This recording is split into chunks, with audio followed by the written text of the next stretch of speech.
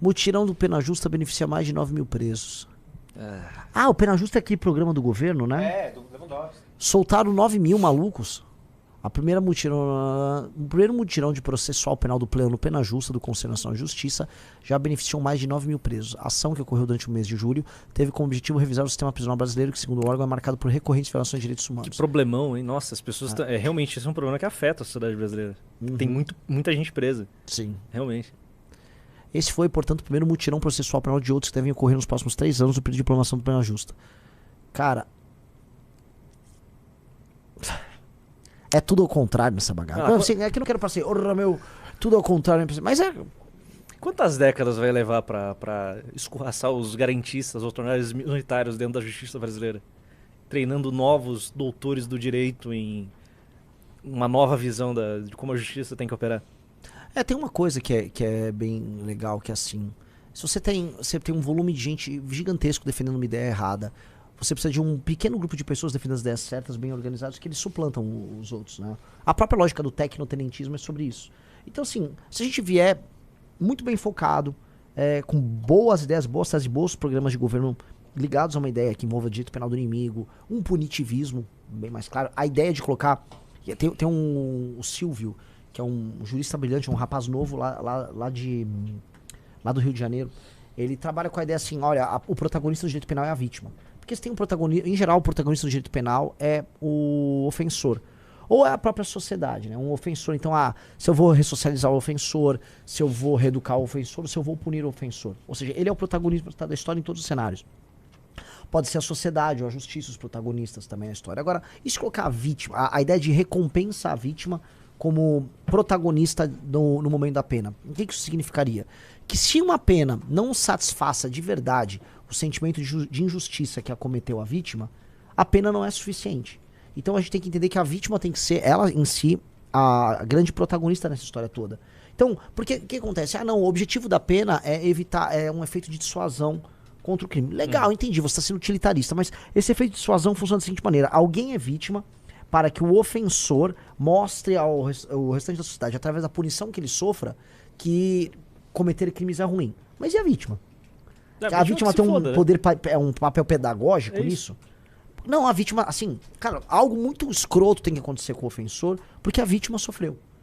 E eu acho que trazer a vítima, aí acho que esse é um discurso poderoso, porque é um discurso humano. Trazer a vítima pro centro da discussão, ela muda todo o jogo. Então nós temos que criar meio que o direito penal da vítima. Mas, vítima, vocês vão falar, não, fulano é vítima do... Não, vítima mesmo, vítima do crime violento. Essa pessoa tem que ser... Não é a vítima da sociedade, não. É a pessoa que tem um celular roubado. Exato. É isso. Uma pessoa que foi assaltada, uma pessoa que foi alvo de uma tentativa de homicídio.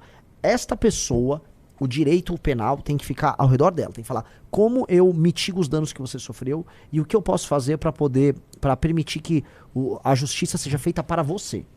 O Estado vai fazer justiça para você. Afinal, você já paga imposto pro Estado. Né? Então, esses são approaches bem interessantes. Eu acho que a gente tem que trazer. E aí, não precisa de muita gente. Eu acho que o que adianta ter 200 mil advogados ou juristas retardados defendendo ideia ruim, sabe? Eles só vão ficar defendendo uma ideia ruim. Algumas pessoas defendendo ideia certa, a gente corta o caminho deles. O Getúlio estava certo. O Brasil tem muito doutor. Você tem que acabar com essa porra. É muita gente. É um excesso de capital alocado numa área que não precisava ter. É muita gente. Uma coisa que o teste da OAB poderia fazer é estabelecer cota. Ou testes, não só passar a prova, tá pronto. Não. Não, tipo um vestibular. Tipo assim, vai abrir esse ano 10 mil vagas de advogado. Só os melhores vão passar. Isso, Jeca, a OAB renova a licença? Renova, mas é uma prova objetiva. Se você passa da prova, qualquer um vai. E se você estabelecer um número de vagas? Apenas tantas pessoas vão ter licença. Para você diminuir o mercado. Começar a diminuir com o passar do tempo. Não, mas a pergunta é, você tem que fazer a prova com recorrência ou é uma vez na vida? Eu acho que é uma vez na vida. Podia ser como o mercado financeiro opera. Ambima e Accord se você está trabalhando no mercado financeiro a cada 5, se você não está trabalhando a cada 2. Pronto, mete a prova ali, uma OAB ali, pro cara ter que fazer essa porra dessa prova pelo resto da vida dele, de 3 em 3 anos, com uma cota de quantas pessoas podem passar, e vai diminuindo a quantidade de advogados no Brasil. Pronto. Tem legal. 1 milhão de advogados? Mais? Cara, é o país que mais forma advogados no mundo. Se eu não me engano, Riso, me corrija aí, deve ter inteligência artificial, dá um Google aí. O Brasil forma mais advogados por ano do que todos os outros países somados. É assustador. Não, vamos fazer. Agora o Brasil vai ter 100 mil advogados, é isso aí. Tá tudo em casa. Um número completamente arbitrário. O Brasil tem a maior proporção de advogados por habitante do mundo. Em números absolutos, a Índia tem mais advogados que o Brasil, natural. O Brasil tem cerca de um advogado para cada 136 brasileiros. A Índia é o país com o maior número de advogados, com cerca de 2 milhões. Mas sua população é muito maior, estando em uma proporção menor que um advogado para cada 700 habitantes. Vamos melhorar esse número aí e botar um advogado para cada 500 pessoas? Seria um número ok. Porque, assim, a ideia própria de você ter precisado de muitos advogados, primeiro, ela já existe no Brasil há muito tempo, a ideia do doutor, né? O doutor que resolve tudo. Mas, olha, ó, os Estados Unidos, ó, um para cada 253. É um país extremamente burocratizado. Muito. É um país de litigância, né? As pessoas estão litigando permanentemente. Agora, uma das primeiras coisas, o Brasil é um país que não tem sociedade baseada em confiança, as pessoas não confiam umas nas outras. Aliás, né, tem até um vídeo do... Pega o nome do presidente da Quest, Riso. É o presidente da Quest. Não é Felipe alguma coisa? Felipe, isso. O doutor analfabeto tem que acabar. Então a gente vai fazer uma prova aí pra limitar. Felipe Nunes, ele mesmo. Vai no Instagram dele. Aí você vai abrir o Instagram dele, vai um vídeo, desce aí. Tem um vídeo legal dele. É um desses vídeos falando sobre que ele tá sentado ali, que ele tá falando sobre sociedade baseada em confiança no Brasil. Vê aí. Esse vídeo, você acertou. Nós somos, no mundo, um dos países que tem a maior taxa de desconfiança interpessoal desse planeta. O que isso significa? Como a gente não confia nas transações comerciais uns dos outros, a gente não acha que o outro vai nos ajudar, tem que haver um Estado que tome conta de todo mundo. Veja bem, todo mundo. Porque o Brasil não é redistributivo. O Brasil acredita, e a gente mostra no livro, que esse é um país distributivo. O que a gente acredita é que o Estado tem que cuidar de todo mundo igual, ignorando em grande medida as desigualdades que estão colocadas. Isso explica, Pedro, na minha visão, a manutenção da desigualdade. A dificuldade de superar a desigualdade é, em grande medida, resultado dessa visão distributiva. O Bolsa Família aparece aí? Aparece. Aparece de duas formas. Aprovado. As pessoas sabem que os programas são necessários, mas 2, acham que eles, por muito se prolongados no tempo, promovem preguiçosos. Ou seja, há na sociedade brasileira a compreensão de que sim, o Bolsa Família é um programa, né, necessário, mas ele não deveria substituir a dinâmica do trabalho, da competitividade, da meritocracia que o brasileiro passou a desenvolver, principalmente com o crescimento dos protestantes. E nesse sentido, essa turma acha que é daí que começa o deslocamento do Estado. A maioria continua defendendo que o Estado tem que estar presente e forte, mas começa a aparecer uma visão de, não interfira na minha vida, eu quero liberdade absoluta. E esse ponto se você precisa do Estado interferindo, você precisa de um mediador para lidar com o Estado. E o mediador que lida com o Estado é, por excelência, o advogado.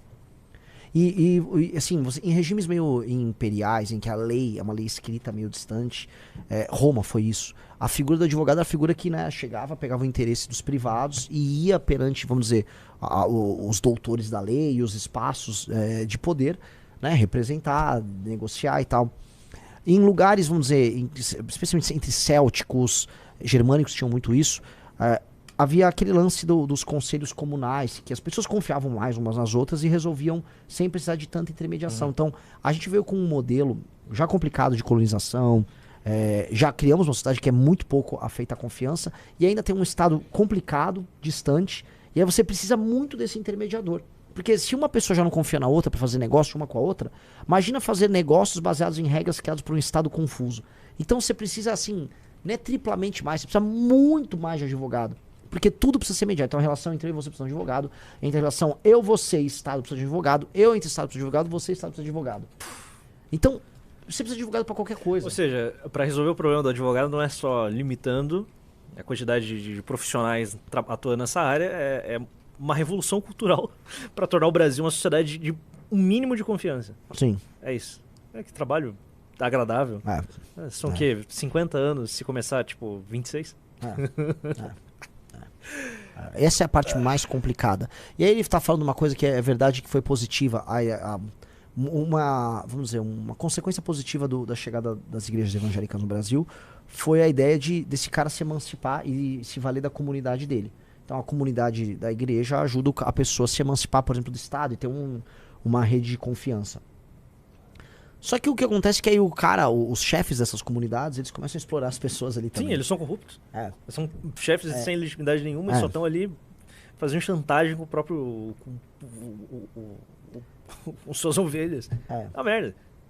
Então é um país assim, se dá, tipo assim, os evangélicos deu 2 passos pra frente, aí se dá um pra trás. Talvez, eu acho que realmente um modelo, uma militarização real das escolas, criar uma hierarquia em que cada um sabe o seu papel, que tem que ter aquela camaradagem, principalmente pra homem, e pra molecada, criar esse senso de comunidade, de brotherhood, pra todo mundo, sabe, ser moldado desde a escola, talvez em 1, 2 gerações dê pra resolver esse problema parcialmente. 1, 2. O problema é quem está vivo agora sendo o tirador de vantagem. O que faz com esse cara? É o peso da lei, no caso, né? É o único jeito. É o peso da lei. O problema é que o problema é que daí você volta no mesmo problema. O Estado vai estar ali interferindo em relações pessoais. A gente tem que entender assim, o que faz com que um brasileiro não consiga confiar que a outra pessoa, que ele será bem tratado e que o outro vai cumprir a palavra com ele? Pode ser também uma questão econômica. Como a gente é muito pobre, tudo se tira vantagem. Inclusive essa mentalidade chega nas camadas mais altas. É porque o nível de confiança nosso é mais baixo do que vários países muito mais pobres do que a gente. Então a gente tem um nível de confiança... Assim, a América Latina já é uma região com um dos piores níveis de confiança do mundo. A gente é o mais baixo da América Latina. Então assim, a gente é mais baixo do que, sei lá, daqui a Guatemala. A gente realmente não confia... Um brasileiro não confia no outro. Então tem algum motivo pra isso acontecer. Né? Tem algum motivo, porque isso é muito exagerado aqui. Aí você pega, por exemplo, aquela... Você já viu o vídeo lá do Gerson, da lei de Gerson? Aquilo lá, assim, por muito tempo foi corrente a ideia de que se você não está sendo malandro, é porque você está sendo otário. Tipo assim, se eu não tô... E eu já lidei muito assim, eu falei muito disso com amigos cariocas, né? Um carioca sempre... Renan, olha só, um problema de construir amizades verdadeiras com carioca é que você vai encontrar até alguns casos, mas muitas vezes você vai padecer do seguinte problema. Em algum momento, o amigo teu... carioca, ele vai achar que ele é um otário por não estar levando vantagem sobre você. E aí ele vai ficar desconfiando de você, porque se ele não está levando vantagem sobre você, provavelmente você está levando vantagem sobre ele. E ele não pode sequer aparentar para os outros que ele não está levando vantagem na situação. E é muito complicado, porque a pior coisa que você pode parecer é um otário. Numa sociedade de malandros e otários, cara, você ser o otário é assim, você tá ferrado, seu otário. Então você tem que aparentar ser malandro. Você tem que tentar ser malandro, e se alguém estiver sendo honesto com você e você não está entendendo isso porque você espera que ele seja malandro, desconfie. Então você desconfia da honestidade e exata malandreza. Só que a parte mais legal é que um malandro, ele não fala que é malandro. Esse é muito do rolê. Pra conseguir enganar outra pessoa, as pessoas têm que acreditar que ele é honesto. Sim. Sim. Tem que vestir uma máscara de honestidade pra poder passar a perna em mais e mais pessoas. É que eu ia te falar uma coisa. Eu acho que existem alguns lugares, acho que o caso carioca mais indecente de todos, que é o seguinte, houve uma aceitação da figura do malandro. E aí o malandro caminhava... É quase um caso perdido. E assim, a figura do malandro, a figura assim, não, eu sou malandro. Eu sou malandro. E, pô, se segura malandro pra fazer a cabeça. Você vai levantar. Teve a ópera do malandro. A ideia do malandro, como ele é um subversivo que, de maneira não violenta, ele sobrevive e vive os prazeres da vida, né? Vamos dizendo, tendo mini enganos. Ele gera pequenos enganos. E acho que até no futebol a gente faz isso, porque a ideia do brasileiro que ele é o jogador que simula falta. Né? O brasileiro fica simulando permanentemente falta. Ele simula falta, simula. Aí tem a ginga, o drible, que é um engano. É um engano do bem. Não, eu sou malandro, dei uma gingada. Que eu enganei. Pô, driblou, não tem nada de errado na ginga. Mas quando você vai levando isso à última instância, você levar o outro ao erro, mesmo quando às vezes você sequer o prejudica, é celebrado pela gente. Então, é difícil, cara. Porra, essa mentalidade é foda. Tipo, você vai em algum lugar pra comer ou comprar alguma coisa e não passaram aquele produto tal que você pegou. Vê aquela brasileiragem ali. Vou tirar vantagem agora? Vou não pagar? É um esforço mental de falar, não vou ser brasileiro agora. Paguei, faltou isso daqui. É um esforço constante pra você rejeitar esse impulso de ser um brasileirinho. E aí eu vou dar um exemplo, assim, um exemplo clássico. O número de pessoas, o Brasil é o país que tem o maior número de ações contra companhias aéreas de pessoas que simulam problemas com companhias aéreas só para poder processá-las e ganharem. Tipo, a pessoa que extravia de propósito uma mala para poder processar. Uma pessoa que entra no voo errado só para falar, fui enganado e processar a companhia. Então você tem um custo ligado a isso, que é a mesma coisa do GatoNet no Rio de Janeiro. A população otária paga a conta de luz para a população malandra usar o gato. Então, em última instância, sabe, assim, a gente vai pegando, a gente vai, todas essas grandes malandragens, a gente bate o recorde. A indústria da multa trabalhista. Quantas ações trabalhistas no Brasil não eram apenas litigância de má fé? Tipo, o cara era demitido, fez o acordo tudo certinho, aí ele vai, entra na trabalhista, o juiz já, né, um juiz que é um garantidor de malandragem, aí ele recebe a ação, aí você leva um amigo que trabalhava com você pra mentir pro juízo, já combina um pedaço só do honorário, do butim, aí você entra com a ação, você ganha uma grana, dá um grana pro teu amigo e o jogo que segue. Cara, isso deve ter acontecido milhões de vezes. Existe um estado específico aí que você realmente não pode contratar pessoas. Rio Grande do Sul. A gauchada adora meter processo trabalhista. Sim. É uma constante. Isso daí, bom, sou do Paraná, então... Sabe, o catarinense sempre reclama de trabalhador gaúcho porque eles adoram meter processo. Você contrata gaúcho, você sabe que vai ser processado no final. Você vai tomar uma trabalhista ali. Deu uma estancada, né? Deu uma estancada aí com a reforma trabalhista, nesse tipo de porque agora putaria. O cara tem que... provar. E não só isso, né? Se ele não é gratuita a justiça. A justiça brasileira será gratuita. Tem uma coisa, né? Outro dia eu tava falando na Argentina também sobre isso. Que é um problema que os argentinos têm, os gaúchos têm. E eu sinto isso pelo... que São Paulo também teve. O problema do imigrante italiano. O problema gerado pelo imigrante italiano. O imigrante italiano que veio no começo do século XX, ele se sindicalizou animalmente em todos os lugares. Começar pela própria Itália, mas assim, no Brasil, na Argentina, foi um fenômeno, assim, colossal. Acho que você teve grandes sindicalistas italianos também nos Estados Unidos. Por alguma razão... onde a máfia operava, né? Majoritariamente. E assim, por alguma razão, o italiano adora uma briga, adora um litígio, adora isso aí. E, cara, você vai pegar, assim, um dia eu quero botar alguém pra metrificar isso. Porque você pega os movimentos anarquistas, sindicalistas que a gente teve aqui no Brasil, por exemplo. Italianada. A italianada veio e pá, você...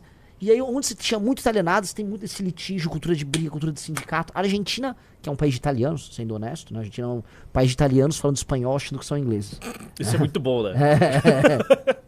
É real. O Rio Grande do Sul é isso, cara. Eles se odeiam porque eles estão permanentemente em litígio. E já vinha antes da italianada, mas a italianada, pra mim, ela complicou. E passou a cultura, né? É tudo gaúcho naquela porra. Toda aquela região é formada de gaúcho.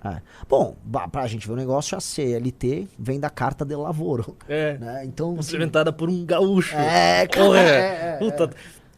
As pessoas falando, né? Quem controla o Brasil são os gaúchos. Vocês não sabem o impacto que esses filhos da puta causaram. Isso que minha família inteira então. Não se sintam ofendidos. Ou sejam ofendidos, foda-se. Então, são detalhes estranhos, assim, são padrões estranhos na história que a gente vai puxando. Que é outro padrão estranho na história? Repara que o Brasil, né, tem essa dicotomia caos e ordem, né? A gente é muito caos e aí pequenos hiatos de ordem. Toda vez que o Brasil procura ordem em qualquer coisa, eles chamam um gaúcho. Então, caos na República Velha. Tome-lhe Getúlio. Vamos lá, dos governos militares, só o que me vem na cabeça. O Médici, o Geisel e o Figueiredo. Cara, o Figueiredo era um carioca gaúcho, né? Então aí, vamos lá. Beleza, vamos pros anos 80, 90. Aí vem o Lula, precisa de uma gerentona. Ela se identificava, por mais que fosse mineira, se identificava como gaúcha. Aí você fala, pô, temos um padrão aí. E no futebol? Repara assim, toda vez que a coisa precisa de um gerentão pra resolver, chama um gaúcho. Então, um perfil de gaúcho mais clássico, o Filipão.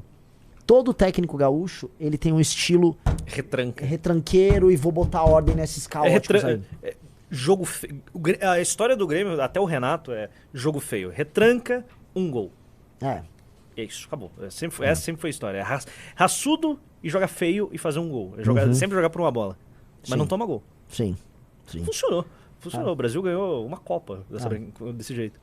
E parece que é uma dicotomia que é como se a gente sentisse assim, cara, a gente é muito esculhambado aqui, chama um gaúcho ordeiro meio fascistoide, ele vai dar um jeito na gente e depois a gente vê no que vai dar. Dá uma suprimida na cariocada, dá uma segurada na malandragem. Tanto que, vamos dizer, existe uma fusão muito brasileira, que é a fusão carioco-gaúcha.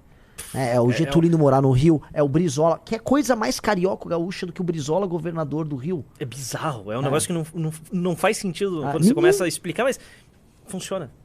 Bom, não funciona. É, não né? funciona, Foi mas um desastre. acontece, Toda é. vez, na verdade, toda vez é um desastre, né? Porque a porra do Getúlio, o plano dele era cariocar o Brasil, né? Um gaúcho querendo cariocar o Brasil. Filho da puta. Então sei lá, são coisas estranhas da história brasileira.